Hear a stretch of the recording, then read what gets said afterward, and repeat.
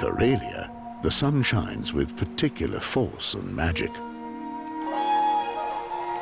It immerses the region in Russia's northwest in a magical light and lends energy to the rich nature and its inhabitants. People with special visions, bears, and passionate bear rescuers.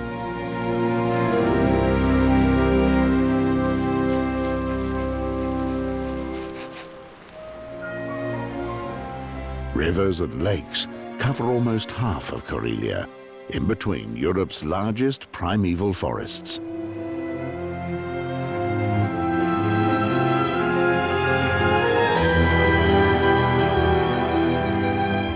Karelia is a land of light, but the sun only provides its power during the summer. And only during the summer do the days seem to last forever.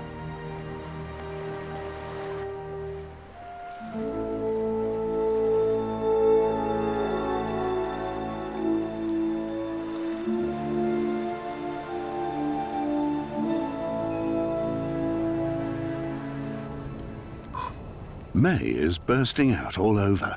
Finally, darkness is on the retreat. One says that Karelia knows but just 2 seasons. 8 long months worth of winter, then 4 months of sunshine. With the first light, the whooper swans return to the Wolverine National Park.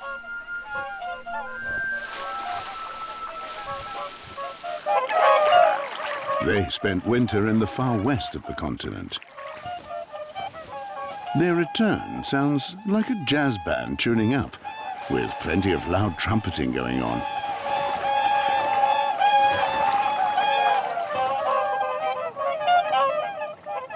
A few new faces get to know each other, while others renew old partnerships.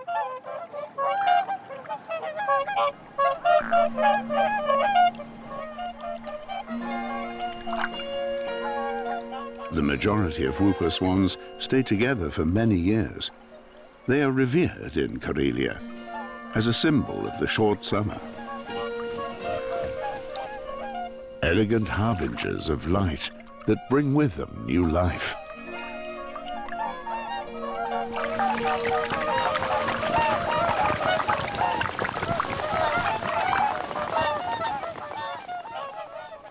The young brown bears see their new neighbors for the very first time.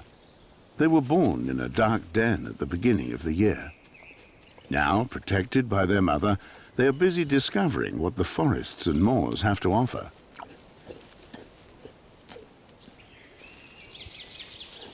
These cranberries from last year, for example. All the fruit was frozen beneath the snow. Now thawed, the berries are the little bears' first solid food.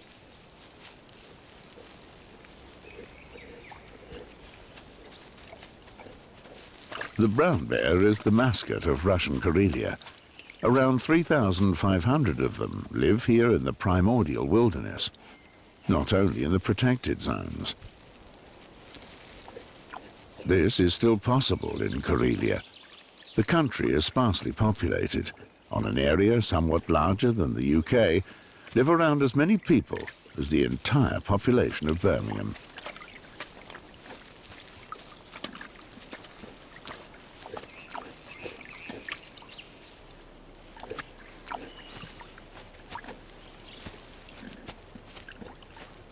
But even in this vast bear paradise, tense encounters can still take place.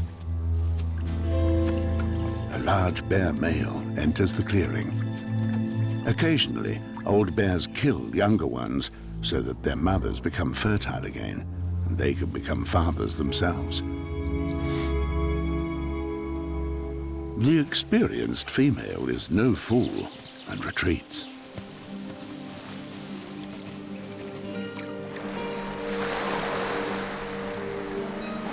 At Lake Onega in Karelia's southeast, the sun is going about finishing off the annual ice age.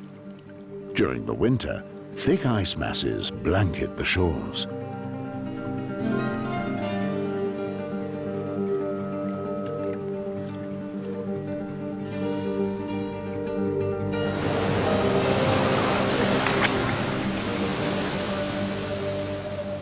Once the ice has melted and the sun shines down at a certain angle, one can catch a glimpse of some rock carvings, mystical messages dating back to the Stone Age. Shamans scratched them into the stone 6 millennia ago.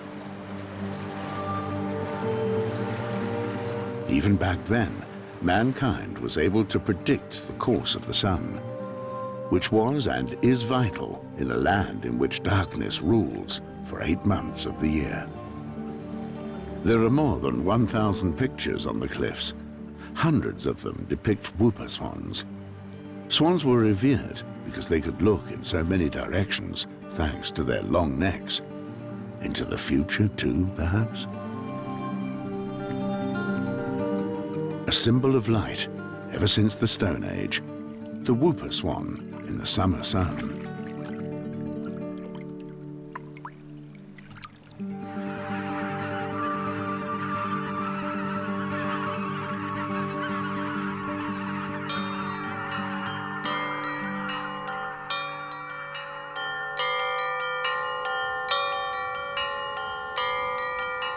Karelia is an ancient cultural landscape, even if it is, to this day, only sparsely populated. This small community in Wolverine National Park is something very special. The people here live according to strict ethical principles that they imposed on themselves. Father Oleg Chervyakov wants more than to simply keep the old Orthodox rites alive. His career, if you will, is quite an unusual one. He began as an astrophysicist. He then founded the Wolverine National Park, with its 4,000 square kilometers, back in the days of the old Soviet Union. But because he couldn't implement his idea of nature conservation that reconciles both mankind and nature, he resigned in 2001 and has lived according to his philosophy ever since in a small community of kindred spirits. Even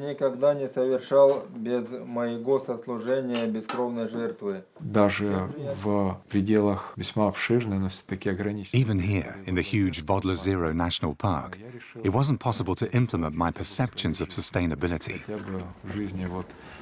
This is why I decided to at least try to realize my ideas in this tiny settlement. Initially, we want to learn how to live in the traditional manner, in order to show others that this really is doable, and not just an idea.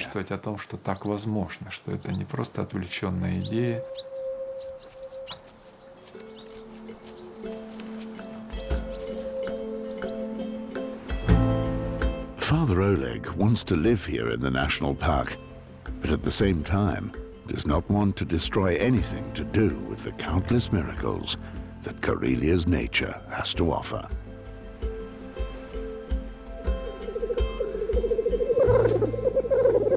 Together with the return of the light, the mating season of the Eurasian black grouse begins in the moors.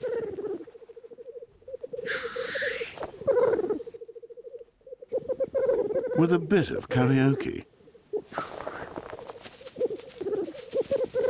and a dash of Strictly Come Dancing, the splendid black grouse want to impress the hens. Of course they do.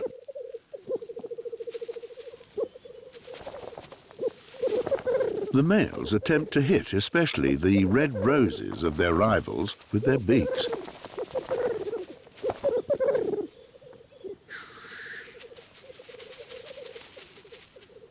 Hanging wings and well-positioned tail feathers cause the most resolute of the ladies to swoon. These are the things that decide which one of the opponents the girls will choose to mate with. As long as, like now, a young white-tailed eagle doesn't come along and ruin all of the mating rituals.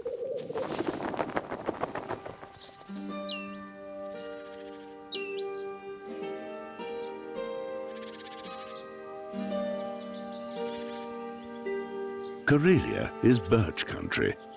The undemanding winter-hardy tree likes low-nutrient, peaty soil. The white bark reflects the light, a perfect sunscreen during the long summer days. Everywhere, the water appears to be covered in a carpet of shimmering gold. This is all down to the pollen of catkins that spread themselves out across the surfaces of lakes and moors.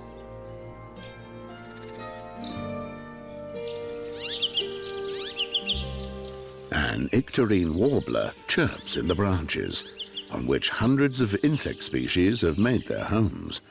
Many of them are closely linked with the birch. The female parent bug, for example, lays her eggs on the undersides of leaves.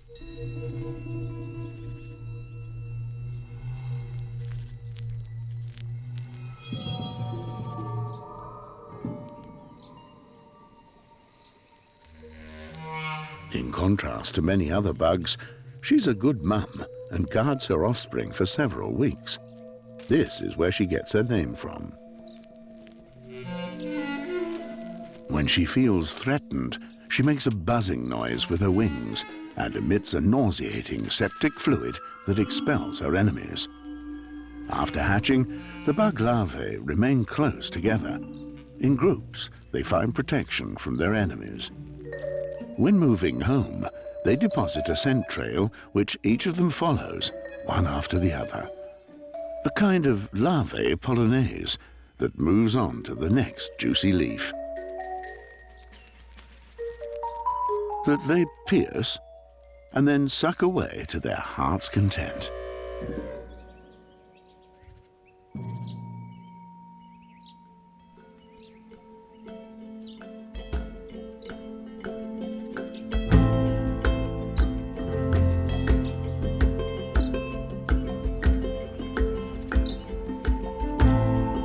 June. The days are getting longer fast, until the sun sets no more.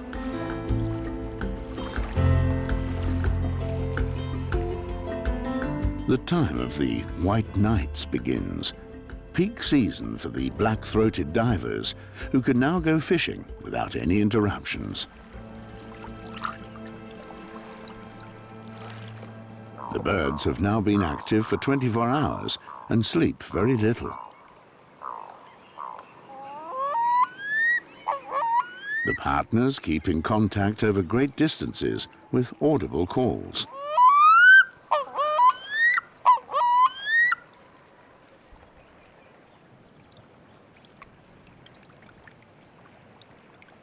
Their nests are often located directly at the water's edge.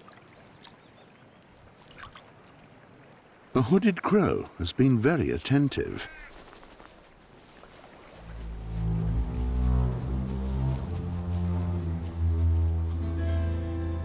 The nest is in danger. The crow could show the bear the way.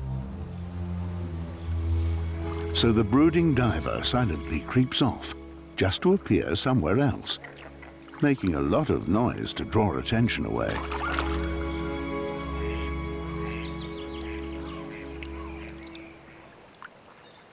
The trick works. The bear is unaware of the nest, and so it's 1-0 to the diver this time.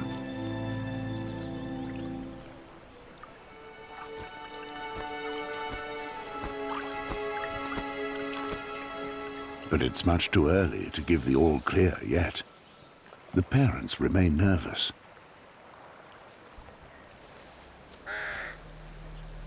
As now, the nest is empty and the crow doing his rounds.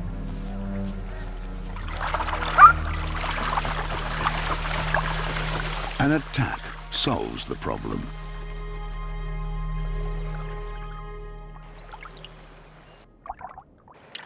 The black-throated divers have mastered a dangerous situation in time-tested teamwork.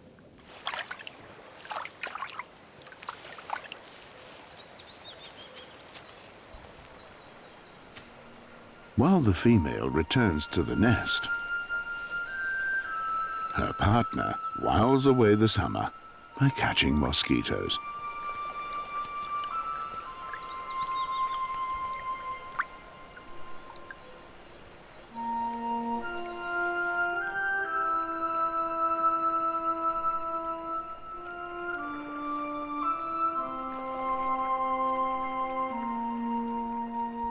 Not too far away, the growing bear children are busy discovering what the moor has to offer.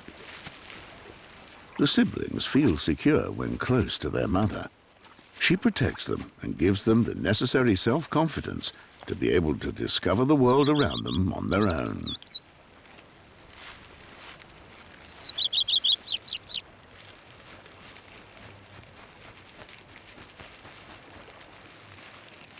But not even the strongest bear mother can do anything if attacked by an overpowering enemy, mankind. Despite strict protective measures, brown bears in vast and hardly controllable Karelia are continuously poached. The illegal hunters are after the adults. Often, the helpless young animals are left to their own devices.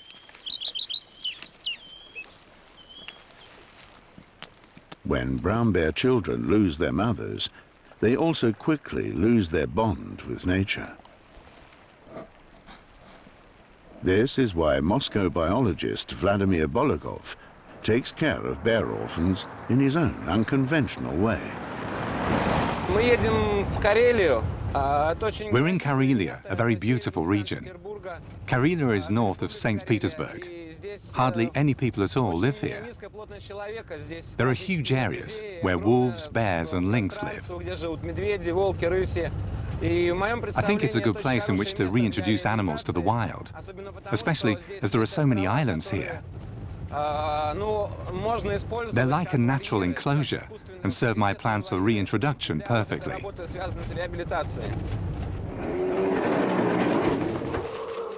Vladimir Bologov has 8 bear children with him, orphans whose mothers were killed by illegal hunters, and surplus babies who were born in obscure zoos somewhere.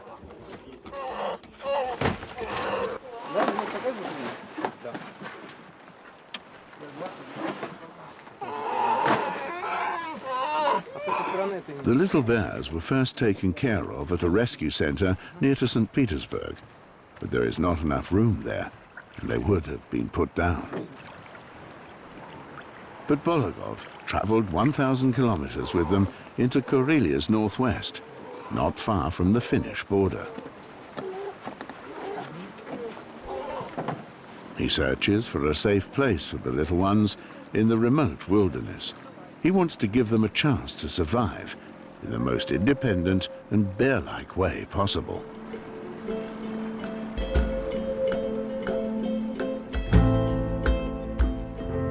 On one of the many islands, they should be able to make it together. At the same time, they would be relatively safe from enemies there. The whooper swans also appreciate the safety of the small islands. They offer protection from nest thieves. 5 weeks later, and the chicks hatch from the eggs and follow the parents into the water.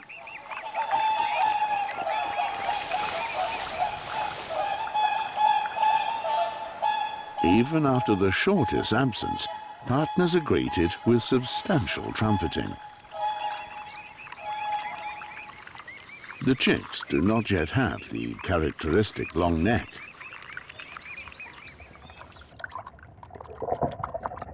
This is why the parents have to feed them by fetching water plants for them from the bottom of the lake.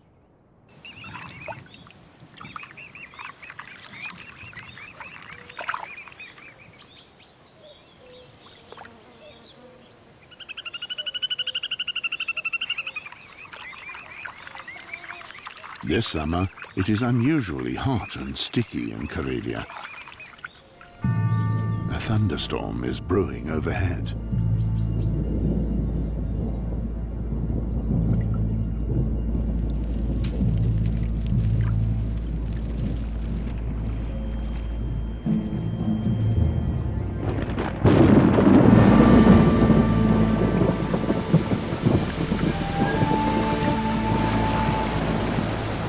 Severe weather and storms make their way across the country.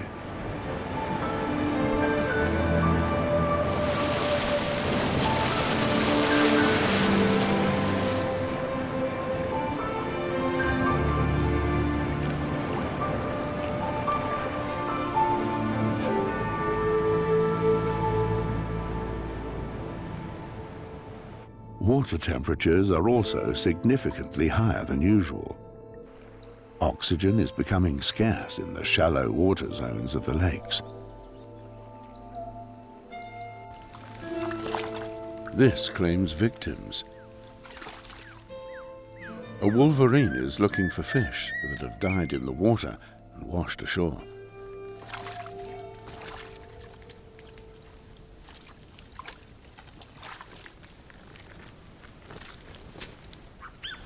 It's one of Karelia's most secret inhabitants, and hardly anything is known about this animal.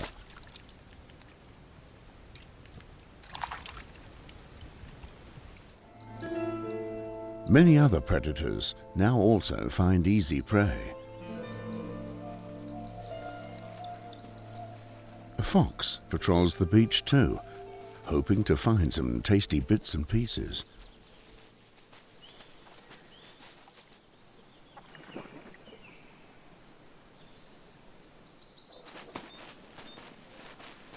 The smell shows him the way.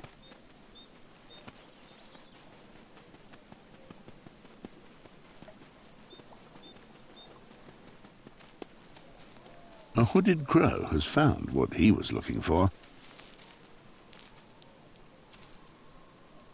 The fox, too, was successful, makes his way with his fish to the forest in order to eat his prize undisturbed.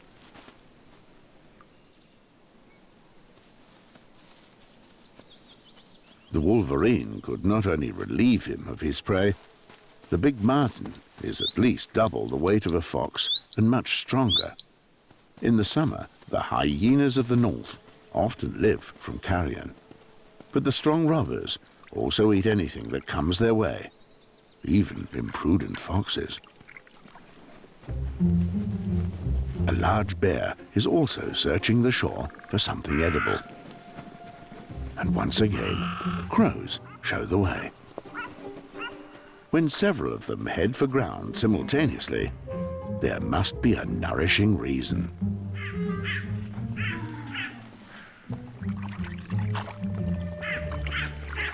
The omnivores in Russia's moors and forests know exactly what they're looking for.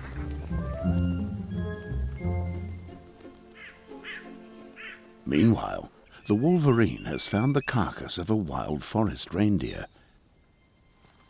But an opulent meal like this lures other gourmets as well. Wolverines rarely ever face a confrontation with a bear. If they do, however, their extremely aggressive behavior surprises many a bear. Even though stronger by far, more often than not, the bear leaves the field to the marten. This time, it's 1-0 for the bear. But whether or not the bear orphans will manage, the next few days will show. Vladimir Bologov's method of reintroducing bears to the wild is unusual, but has already proved successful in other regions of the country. The little bears only have a chance of survival in freedom if they don't turn to humans as mother substitutes.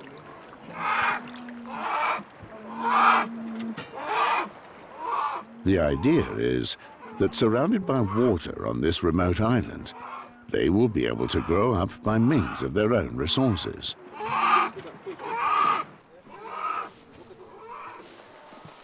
Bologov and his companions distribute the food they have brought with them in the forest. This is to help the animals during the initial days. When young bears are older than 6 months and have enough fat reserves, they are able to make it in the wilderness alone. Several essential behavior patterns and abilities are inherent and need not have been taught by the mother.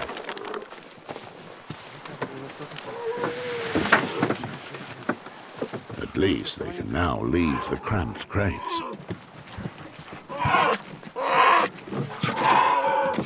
They are very wary when taking their first steps in the wilderness.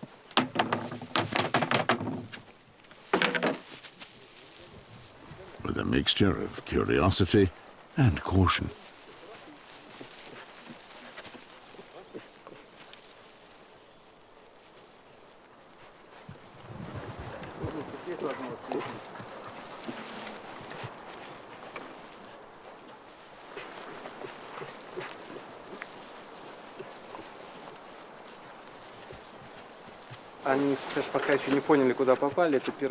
As yet, they're unaware of where they are.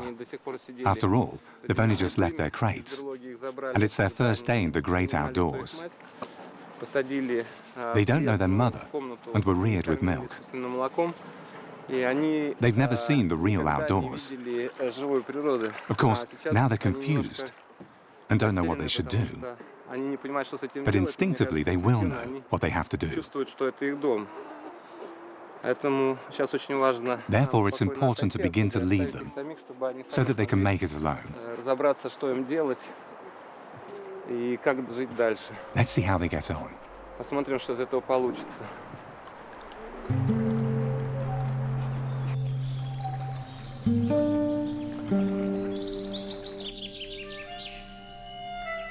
When the summer sun lets light and shadow scurry across the trees, the primeval forest becomes a nursery.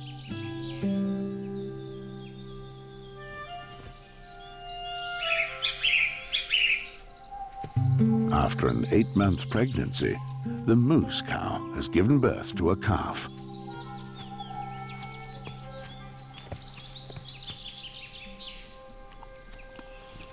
Within a few days, it begins to chew for the first time on green food. And in doing so, meets someone unknown.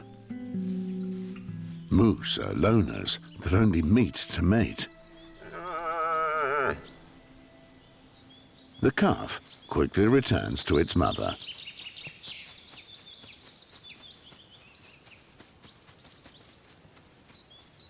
We are still several weeks away from the mating season. The moose are not yet ready for one another, and the bull could be dangerous for the calf. Better if the cow would stand in its way.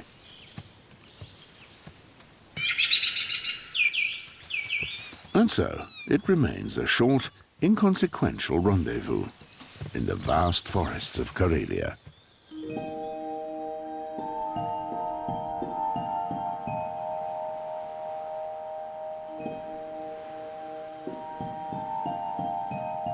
All of a sudden, in the middle of summer, it begins to snow.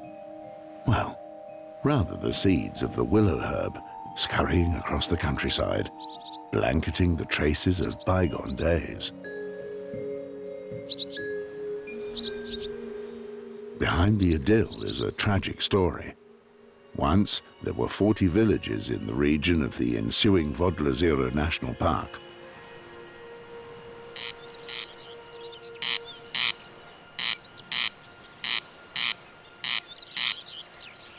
In the days of the Soviets, in the remote region bordering on Finland, the farmers could barely be controlled by the state. For this reason, they were simply relieved of their livelihoods. Father Oleg remembers how it was when the villagers were banished. In 1953, the inhabitants were ordered to leave the village within 24 hours. Each farm was allotted just one sledge for belongings and for all family members. Children, the elderly and women were placed on top.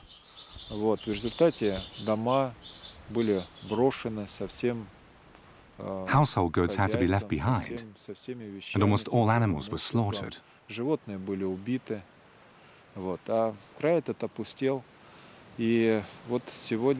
Today, the abandoned fields present a sad, yet not hopeless aspect.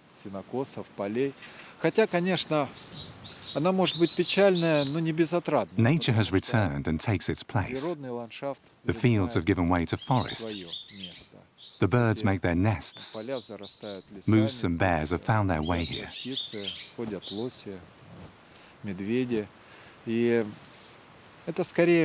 For me, it's like an allegory, like a picture of sunken infinity. It's like the age-old story of Atlantis. Just like the legendary continent, here the civilization of the farmers disappeared overnight.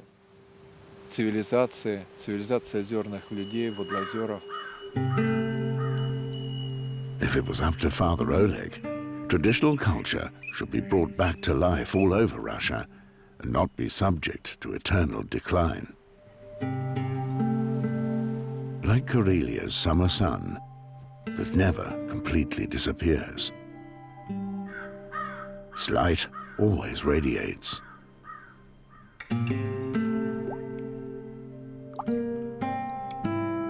Sometimes it immerses the country in a golden shimmer.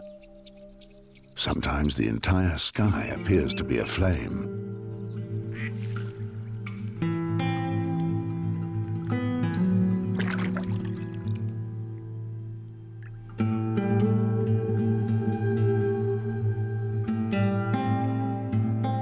In the cool of the morning, mist still blankets the moors.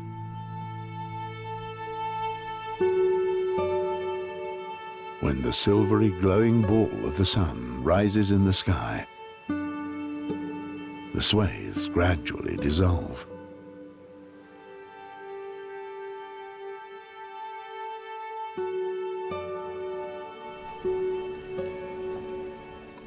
For the wolverine, this is one of the best times of the day.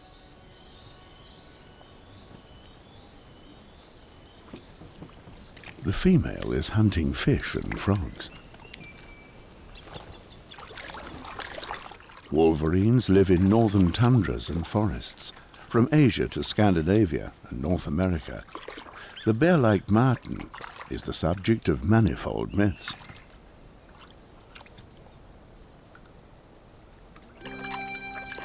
This one is curiously observed by another of her kind.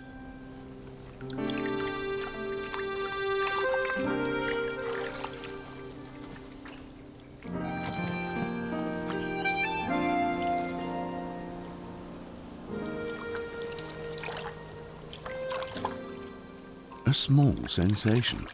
Filming a wild wolverine swimming is a case of major good fortune.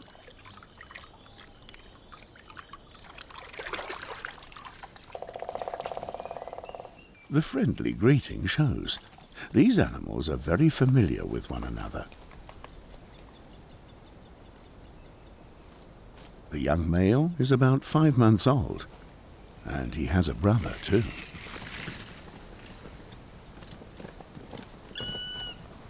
The two young never miss an opportunity to play with each other.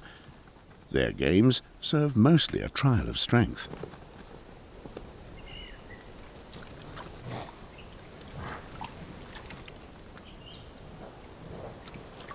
Although the young have been eating solid food for quite some time now, one of them still fancies some milk from Mother's bar. But she has noticed something.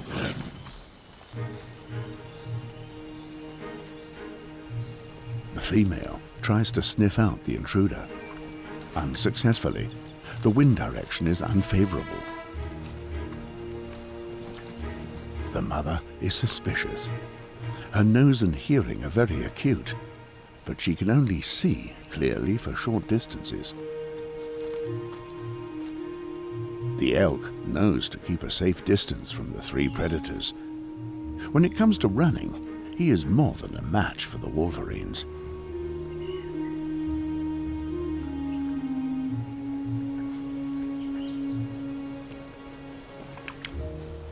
Finally, tension eases once again. But the female will not tolerate her obtrusive sons for very much longer.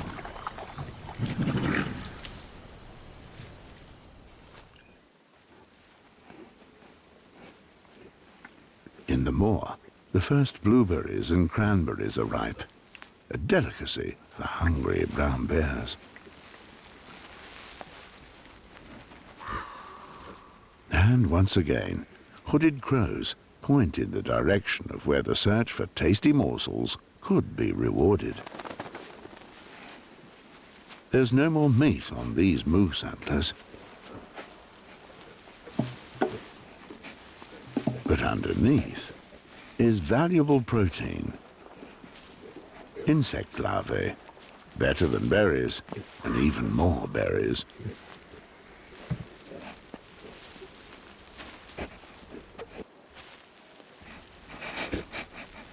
As midday approaches, it's warm on the moors. Small pests have just reached operating temperature and even managed to drive out the bears.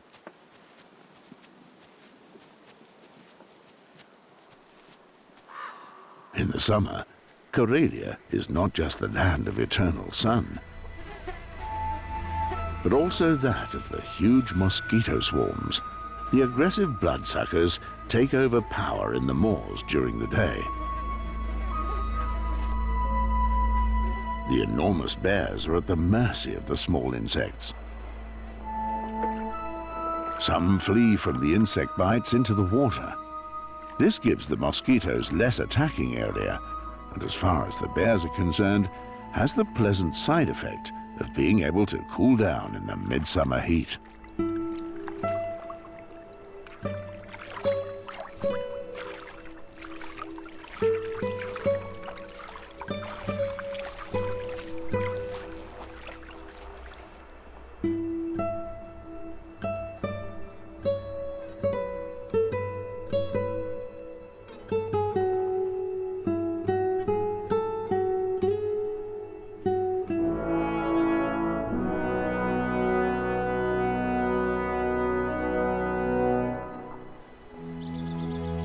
Not all inhabitants of the forests and moors suffer from the plague of insects. Nature is now full of mosquito traps.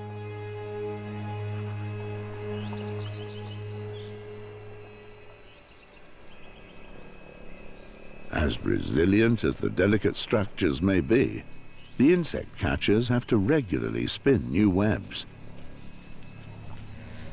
They emit fine, silky threads from a gland in their abdomen. They begin by building the basic framework, like spokes in a wheel.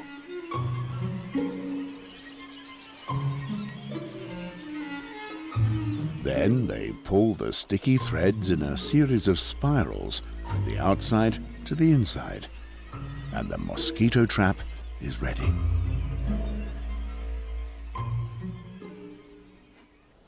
The end of summer is near.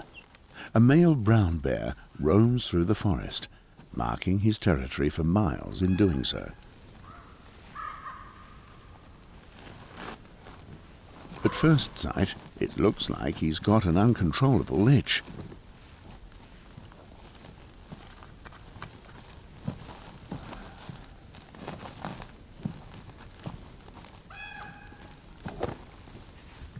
But in fact, the bear marks his territory by leaving behind hairs and traces of his scent on the bark.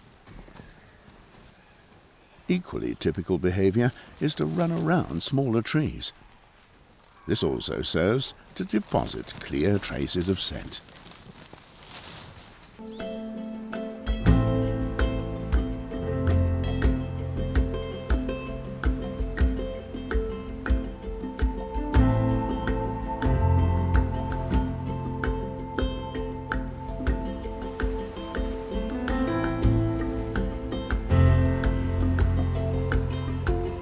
The little bear orphans don't have much more time in which to acclimatize to the island.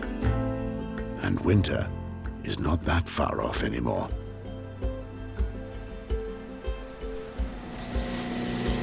A few days later, and Vladimir Bologov pays his brown bears another visit.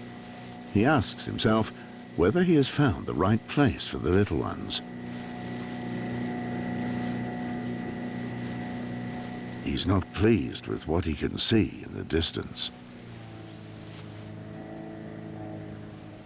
The young bears are cowering in the trees and descend as soon as they see the boat. Sometimes little bears climb trees just for the fun of it, but this time they make an insecure impression. The little ones immediately make a beeline for Bologov.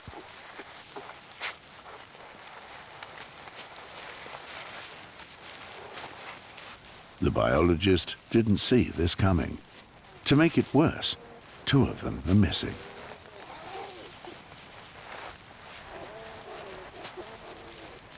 As he begins to search for the missing bear cubs, the others follow him like little ducks follow their mother.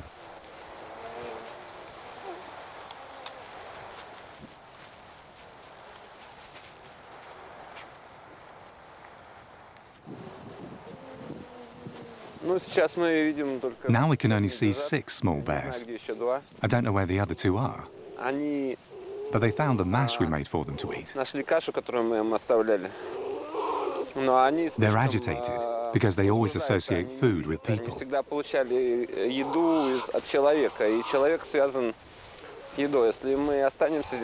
Maybe they'll begin to eat if we stay here for a while.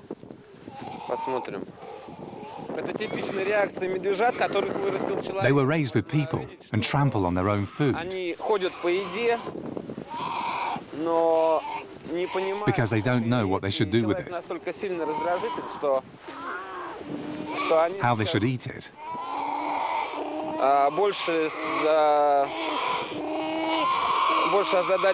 Instead, they beg us for food.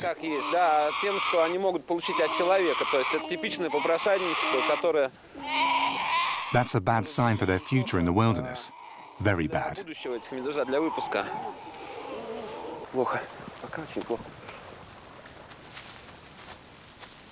Even living in the wild, roughly 20% of all young bears die within their first year of life. But the orphans here are too focused on humans to be able to survive on their own. With mixed feelings, Bologov leaves the little bears alone on the island. I don't know, we should try and protect the bears. One could set up a tent here and another one behind the island. And then someone should stay here the whole time and drive away those animals that probably killed the little bears. That was perhaps a bear or a wolverine. Perhaps we should just bring the bears to a safer island.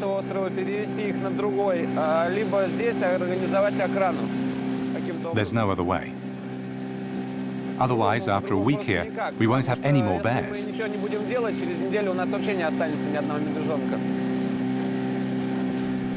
As well thought out Bologov's plan may be, it could just as easily fail. He has but a few weeks left in which to get the bears used to a life in the wild.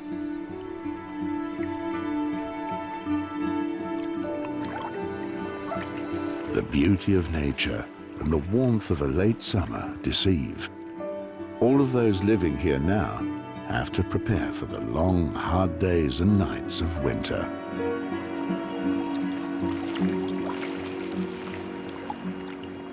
Once again, the days are slowly becoming shorter.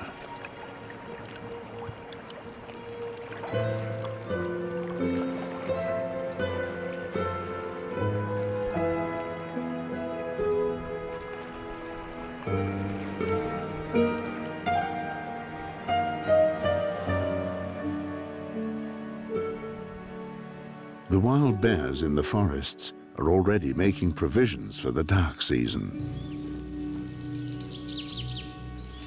A bear family eats as much as possible for winter reserves. These 3 cubs have grown both in weight and size. Thanks to their mother's loving care, they've also survived their first year of life very well.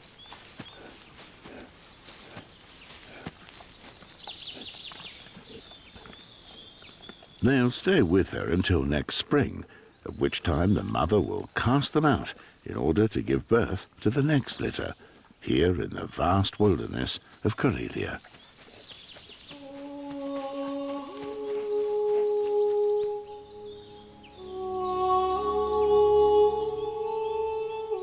And here, in the middle of the unspoiled forest of the Vodlozero National Park, Oleg Chervyakov has built a new little wooden church.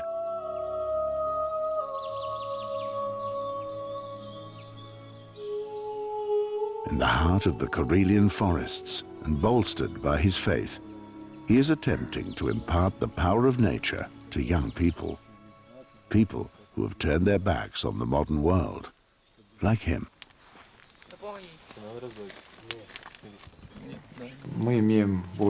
We have this significant idea, which is possibly quite mad, but it could be of global importance. If the story is not to end like the deluge, it has to continue. I believe these are no empty thoughts.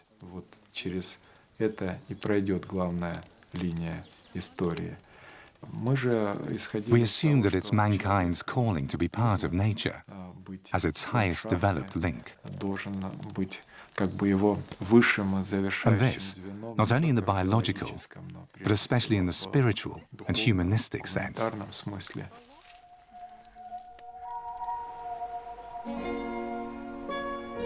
And to this end, Father Oleg wants to set the standard, to maintain the unique landscape of Karelia above and beyond the rhythm of the seasons. The summer dwindles away, and with it, the sun also retreats. Punctually, before the long winter begins, the birds of light make their way south, accompanied by the weakening rays of sun.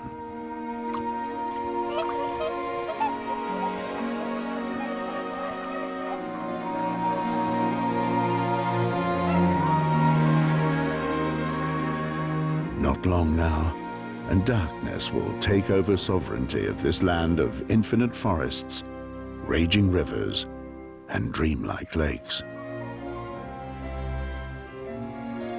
But before this, the solar wind conjures up mysterious harbingers of the cold season on the firmament, and even now, Karelia still presents itself as a land of light.